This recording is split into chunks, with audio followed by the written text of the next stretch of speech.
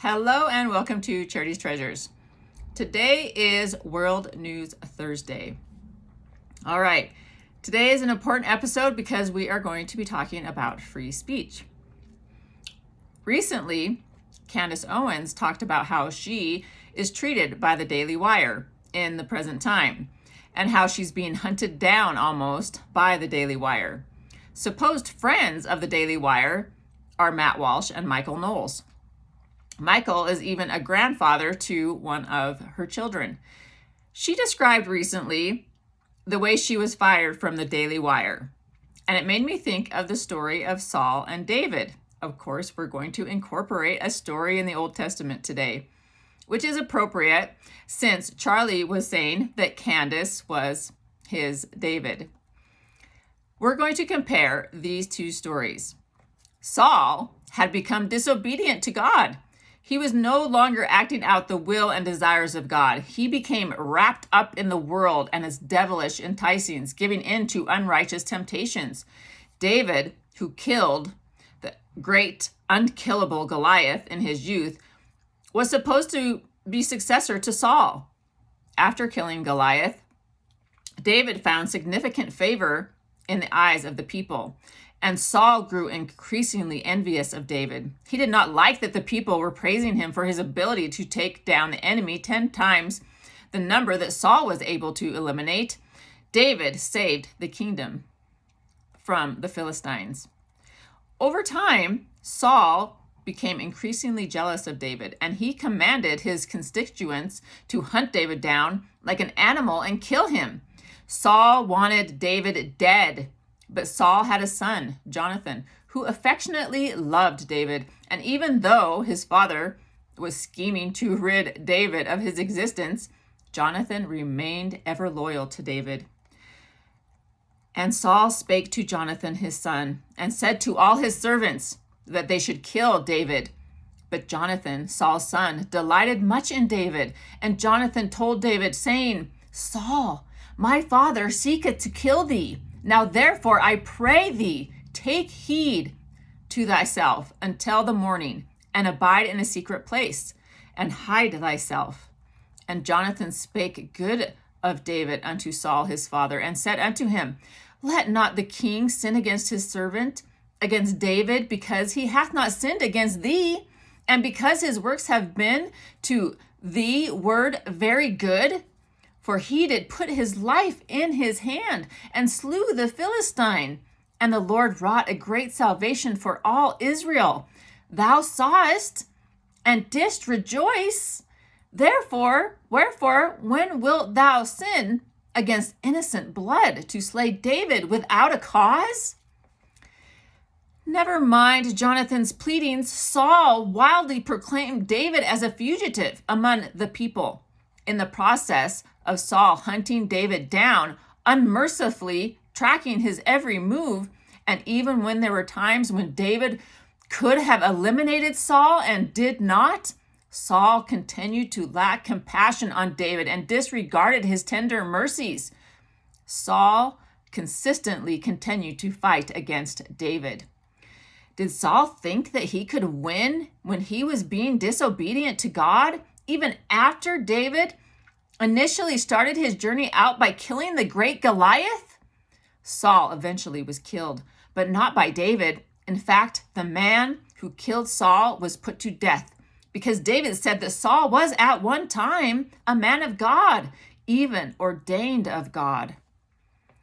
This story sounds familiar as Ben Shapiro and the Daily Wire hunt down Candace Owens. Ben is jealous of Candace's success and feels threatened by her authority. Seemingly, you might have thought that Matt Walsh and Michael Knowles were in the same position as Jonathan. But no, you were wrong, because Matt Walsh is a coward. Why would I say such things? Matt, you told Tucker that if you had a friend in the stocks, you're not going to throw tomatoes at them. But you literally threw tomatoes at Candace because she is in the stocks. You, Matt, told Candace, using your platform, to stop talking about and investigating Erica Kirk and TPUSA. She's a widow.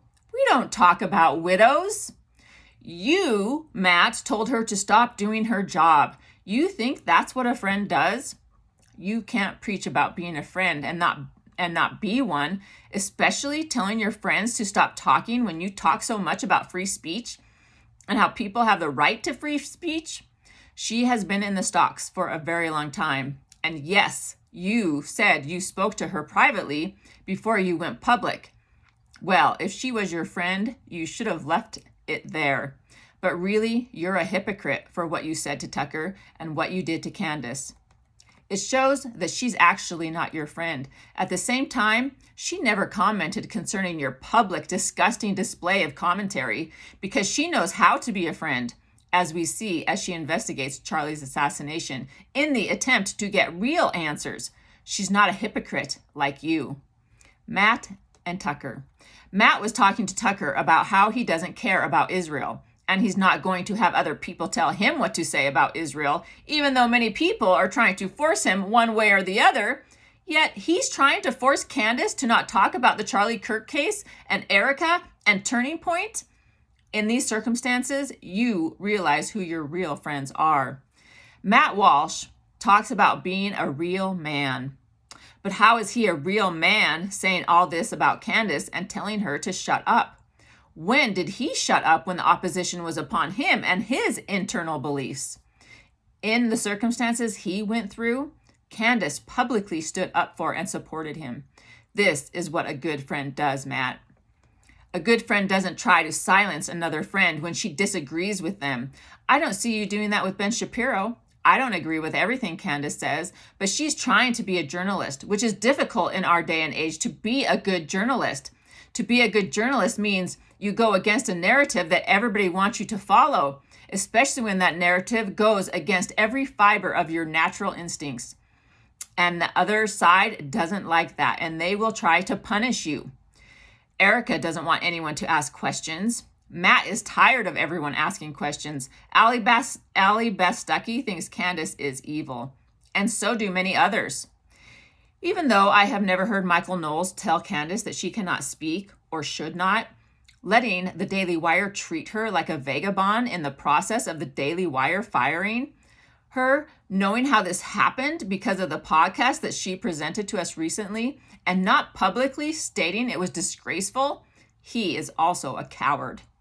How do you even work for a company like that? When we start acting like robots, just following commands, then we are no longer free. When we ask questions, and not only questions, but demand answers as a united whole, then someone's going to have to answer those questions to satisfy the people. Who is Candace's Jonathan? In 1 Samuel 18 and 20, we read, "Then Jonathan and David made a covenant, because he loved him as his own soul. Then Jonathan said to David, 'Whatsoever thy soul desireth, I will even do it for thee.' And Jonathan caused David to swear again, because he loved him, for he loved him as he loved his own soul." There are many people who are like Jonathan in our lives. Megyn Kelly, who hardly believes what Candace says and doesn't put her in a friend category, will not disavow her because she thinks she has a right to ask questions. She thinks having the freedom to ask questions is the only way we can remain free. She believes she has every right to speak and use her free speech. There are many other people in the social media realm who also help Candace in this investigation and are grateful that she has free speech, because that means they also have free speech. Who are these people? Zach Costello.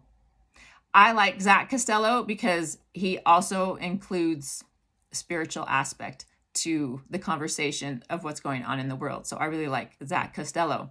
Baron Coleman.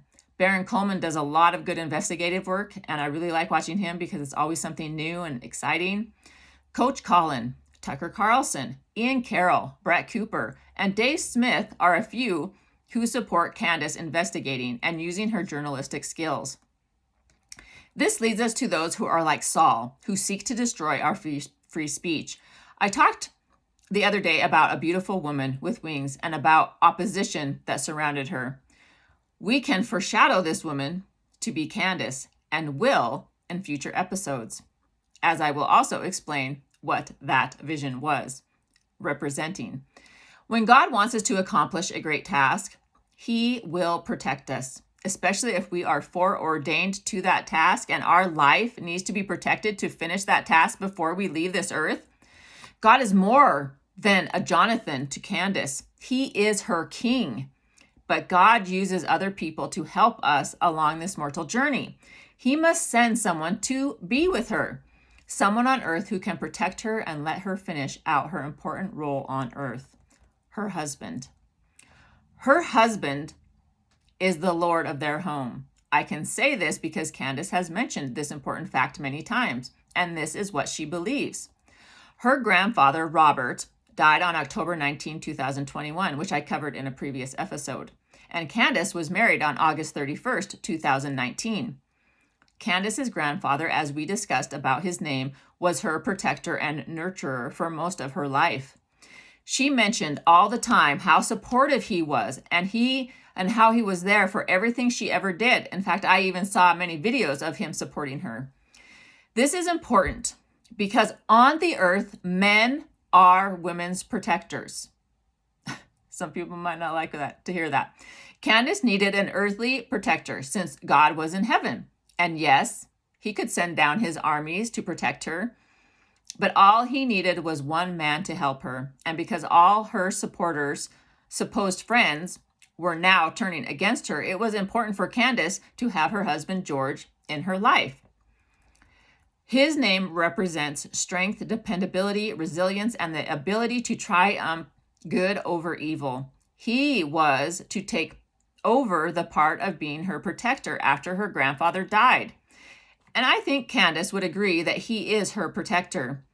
We may not see him as he is usually behind the scenes, but I have seen many videos of him talking, and he seems like a really good man and he really loves his wife. But he is now Candace's strength, just as her grandfather was. Candace has said many times that her grandfather was her strength, and now her husband is her strength, although her grandfather is still her strength on the other side of the veil. Why is this so?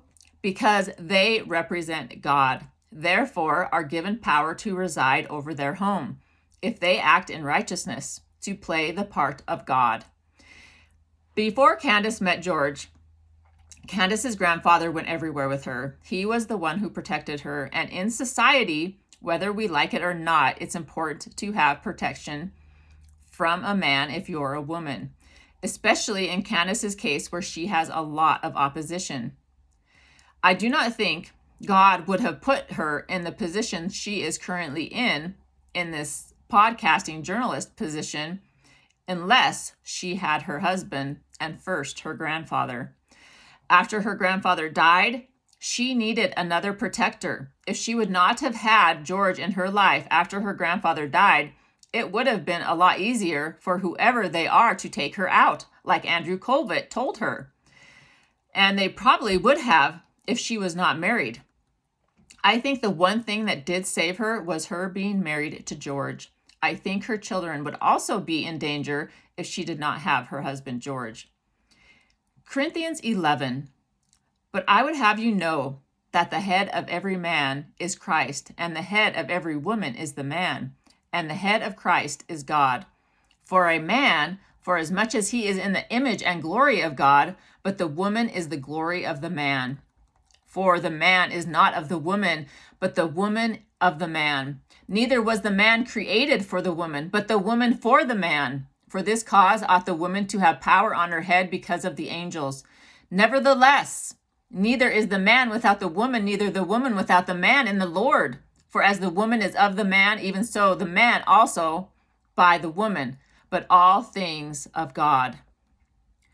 The glory of the man represents God, and the glory of the woman represents the husband.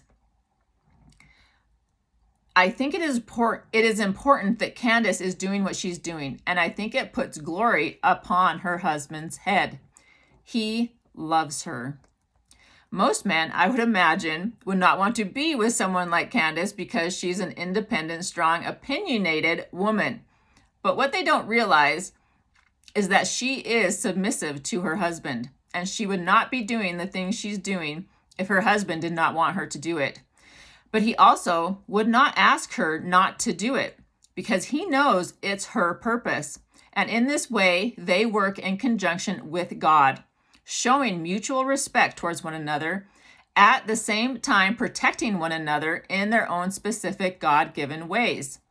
The woman protects the man in many ways, and the man protects the woman in many ways. And this is God's desire, whether they are public figures or some family that lives in the deep woods and has no communication with anybody. It all should be the same organization.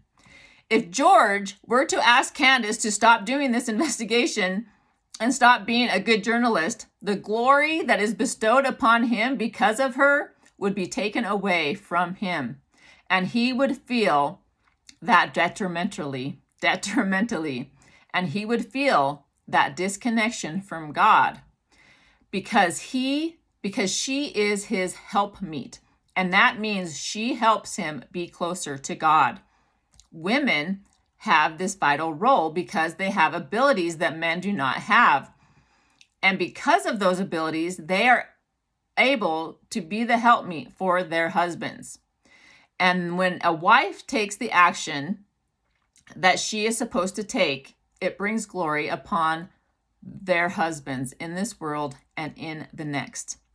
So he would be a fool to ask her to stop because that would disconnect him from God.